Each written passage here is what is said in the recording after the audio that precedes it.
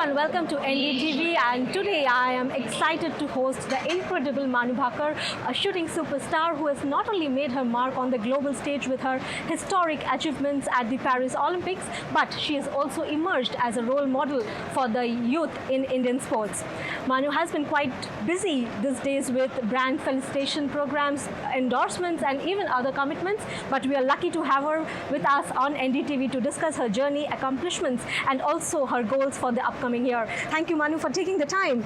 I would like to begin by asking what actually drew you to shooting, and what keeps you motivated to to remain optimist at the highest levels. So truly, I think it was my love for sports since a very young age. I think I started into different sports when I was in second grade.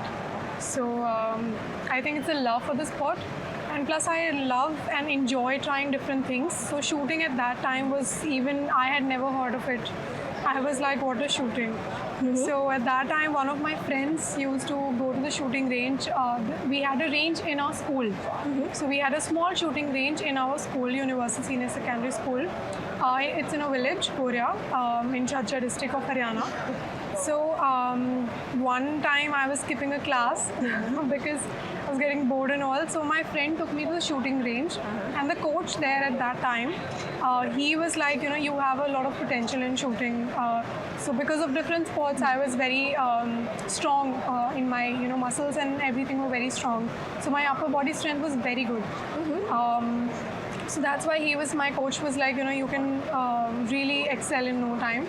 So he was the one who actually told this to my parents and actually was like, give her 1 year time. And my mother wanted me to send to some institute in Kota for my PMT studies, MBBS and all doctors.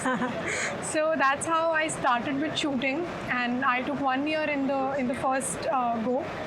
And so I used all the equipments we had in the shooting range, and I made it to the nationals, and I shot very good in trials also. So I was in the team, and there was no looking back after that. Interesting. Motivation, I mean, like sometimes we all feel demotivated. We all want to give up, and we all want to just, do something else in life, maybe not this. But those are the times that made me really strong, mentally as well as physically, because even if I was feeling like I don't want to train today, I don't feel like going to the gym today, or I don't feel like waking up early in the morning today, I still pushed myself as much as I could, and I'm so proud of myself that I did not give up, and that my family, especially my mother, she was always rooting for me. She has always been there for my entire journey, and she is like one person who is like the pillar of strength in my entire life. And then my coach, who kept going with me in my journey through and through. All right, interesting. But can you run us through what a typical day of your training looks like, and how do you manage stress?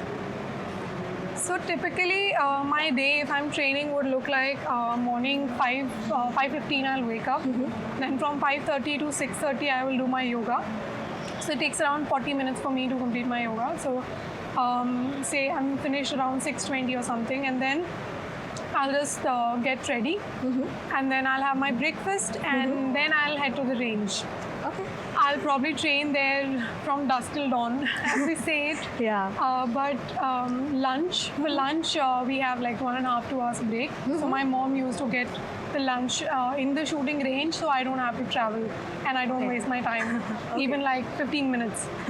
And then after that, I come back at my home around 4:30, 5 o'clock. And then I head to the gym around 6 o'clock. Then 1.5 to 2 hours in the gym, and then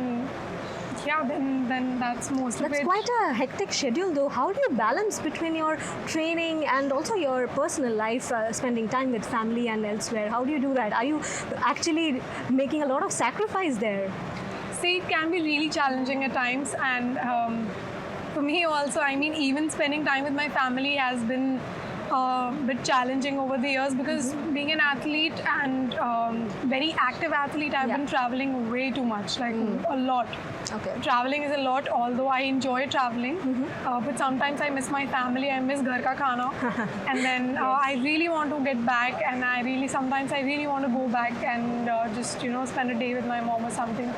So yes, it can be difficult, but you have to fulfill your dreams no matter what. Okay, you only get one life, and you have to make something out of it, and you have to make your parents proud, and you have to do something in your life, like something good, something cool, something huge.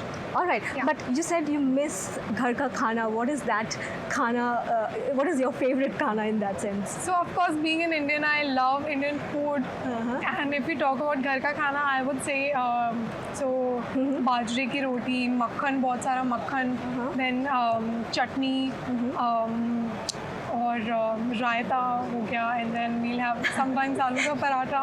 Okay. And like so many things. I love everything that my mom cooks, that she makes. So it's, I really miss it at times. I get it. But talking about sports, what are the upcoming competitions you're looking forward to, and what is your next immediate goal? So right now, I will start my training in November, and then after that, I will start competing a month or two later. And of course, after that, the journey starts with all the competitions and this and that and this and that, camps and competitions and trials and everything. And the ultimate goal will be LA 2028, the gold medal in it. Yeah. All right. I'm very keen to know about how do you manage your finances? So honestly, being an active athlete, it is difficult for me at times to go through everything and actually know the market and the finance world. But see, it's very important, and every person should know how to handle their finances. Even I'm learning. So I also have a few tricks and everything in this. So how to save money or how to invest in something. So we all should know the basic things so that our future is secured. So that if we want to, maybe start a business one day. So we have all that kind of backing up, and we have saved enough for it, or we have if we have incoming say salaries or income. So it's a flowing income, then we should save something. Or if you win something, for example, if I win a competition, if I get a cash award or something, I'll put it in my bank, and then I'll think about it. I'll try and think of all the options that they are available for the best things. Although I'm not an expert here, but I'm trying my best to actually learn it. But what are the preferred avenues for savings according to you? I mean, you are learning, but still, you did mention slightly about business. Is that something that you are hinting at? Are you looking at opening a business or something? See, honestly, I think you never know. You never know what you want to do in life. And see, if you would, I'm a kind of person who is okay, I want to try this. Even if I'm not very good at it, and my heart will tell me to, you have to try this, you have to try this. So I will try it. I will give it a try. So for me, it's financial stability ke saath saath financial freedom also you have. Then of making decisions of if you want to start a business, if you want to put some money in something, or help somebody in need, whatever it is. So you have to have a plan for that. And for the avenues you asked me, I mean, I'm still learning, come on, okay? Yeah. But there are a few things, if you don't know what to do with the money, so right now, for me, it's if I don't know what to do with the money, I'll probably take a piece of land somewhere until I figure out what is the best thing that I can put my money into. So till the time, you can just buy a small piece of land somewhere where the value will be either only grow, slightly grow. The slightest of growth is also fine, rather than just that being in your bank account. So I mean, there are different kinds of things. Maybe fixed deposits also, I think people do a lot of that.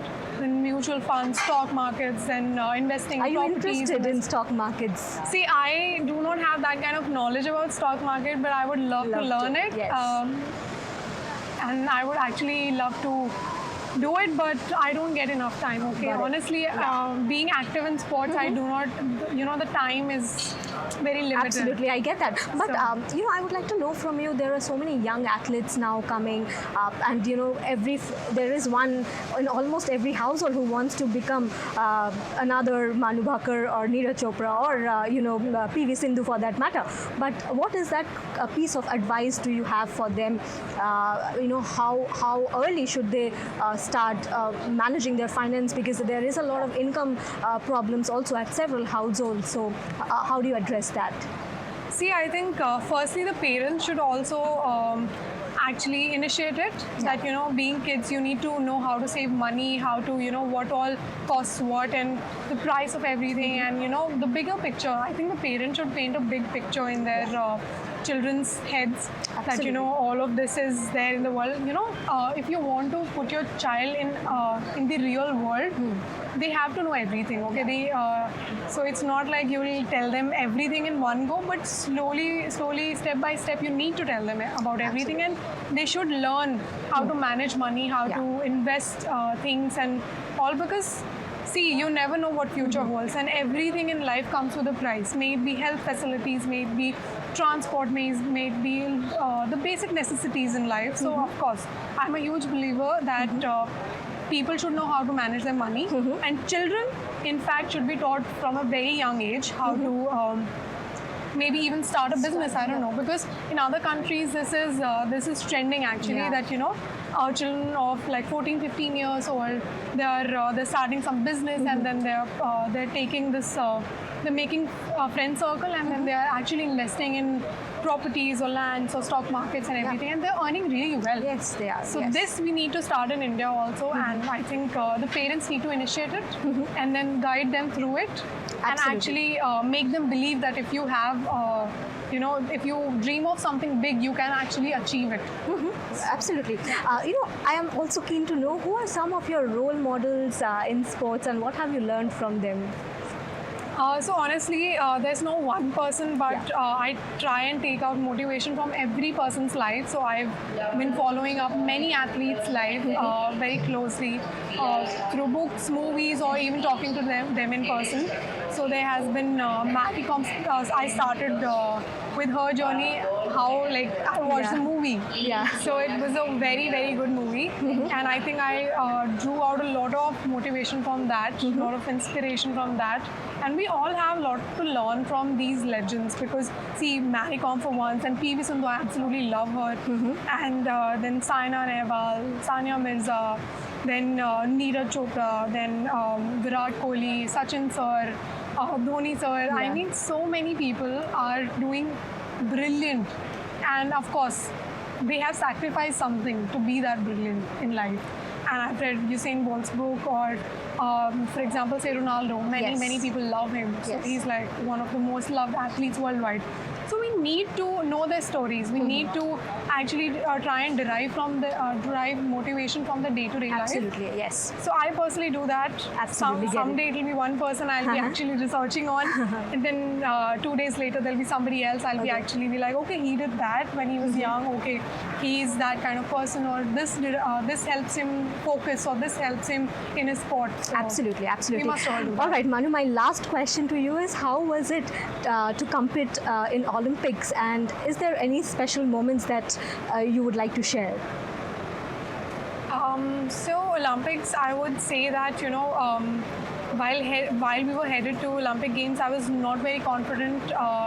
While on the bus to the venue of shooting, I had this triggering injury in my scapula, and I was so terrified. I was very scared. And at that time, to my coach, I was like, I'm not confident at all. I don't know what happens, but I'm really scared about it. So he was very confident in me, and he was like, don't worry, you have learned enough, you have trained insanely, insanely, Yeah. I would say, and just have faith. Right. And it's just matter of how much you're willing to put yourself out there, how much you're willing to put your energy into it. Right. So I think that worked a lot for me, Absolutely, because at yes. that moment in the match, I was really scared. I was really, really scared. While shooting, while in the finals, while 2 steps away from the medal. But I just kept telling myself, just one shot at a time. Just have focus right now, have faith right now, and try and do your best. So truly, I'm really honored to be a part of this team, and I feel like we have some things in common, such as like we both strive for precision, quality, and actually we want to deliver the best of the best things. So for me, also in my sport, it actually matters a lot to me: the precision, the quality, and the dedication, and everything.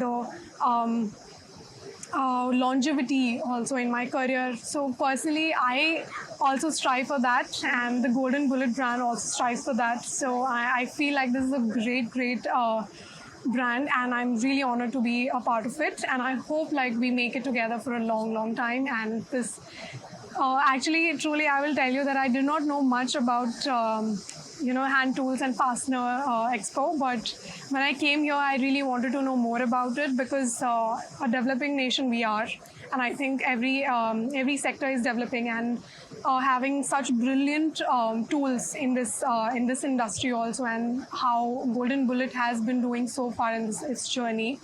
I mean, it's tremendous, and absolutely brilliant efforts by the Golden Bullet brand.